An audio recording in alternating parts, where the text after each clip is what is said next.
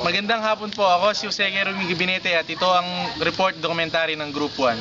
Ang guest po natin ngayon ay si Norimay Norimay Arbes. Arbes. May mga konting tanong ako sa iyo ha. Ayos lang. Ayun. Anong edad ka nagdalang tao? 15. 15 taong gulang. At kanino mo to sinabi at paano mo siya sinabi? Harap ka sa camera para... Sa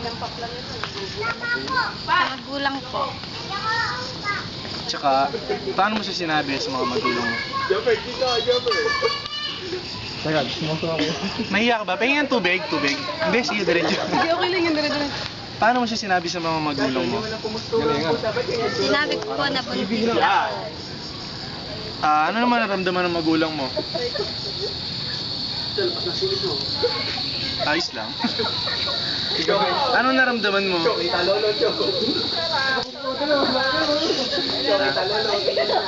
Anong una naramdaman mo nung nagdadalang tao ka? At nung sinabi mo sa mga magulang mo? Ano ba? Ano?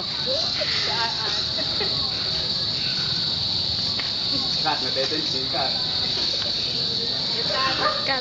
Anong naramdaman mo? Sige, kahit anong ano lang, masabi mo. Masarap. Masarap.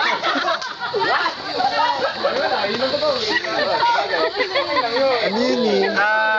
Nanggaling yun eh. Naman yun.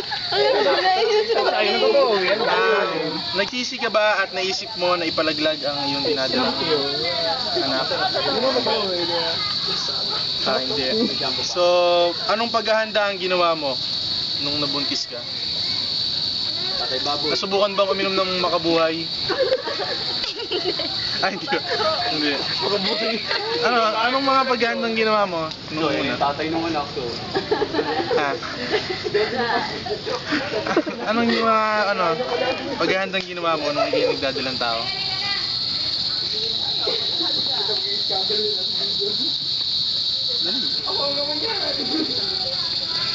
Ang mayaman ka niya.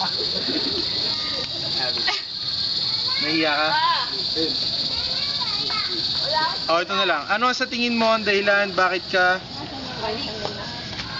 pinagtataguan ng ng ama ng iyong dinadala? May asawa din kasi. May asawa din siya. Tama ang lakot ng buhay mo. Sige lang yan. Saan ka ngayon nakatira? Sa tatay ko. Sa tatay mo. Nag-aaral ka ba at paano mo binubuhay ang anak mo? Konting sideline. Anong mga sideline mo katulad na Nagpapatong sa lingguhan. tapos Minsan sa tatay ko. ano naman ang mga pangarap mo o plano mo sa buhay pagkatapos ng ganyan? Mga plano mo, may bala ka pa bang mag-anak ulit? Mga 5 pa? So, ikaw daw ang pangarap niya. Ako ba pangarap mo? Huwag ka magpatawa. Mga plano mo sa buhay, ano bang mga gusto mo? Gusto mo may bala ka ba magtrabaho o gusto mo sundan na natin yan pagkatapos nito?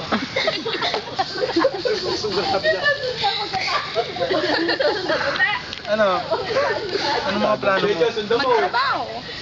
Trabaho tulad ng anong klaseng trabaho? Gumawa ng bata. Ayos lang. Magkano kami yun sa Eto, seryosong tanong sa'yo, paano maipapayo mo sa mga kabataan na dumaranas ng ganyan katulad sa'yo? Tingin ka sa camera. Tayo ko lang, wag na silang gumaya sa akin. Tapos, mag-aaral na lang. Ganun. Wag ka mag-iigil. Sige, maraming salamat sa iyong kaunting panahon at oras. Thank you, and that's all folks. Oh, hindi. Cut. Pakita sa camera. Hindi,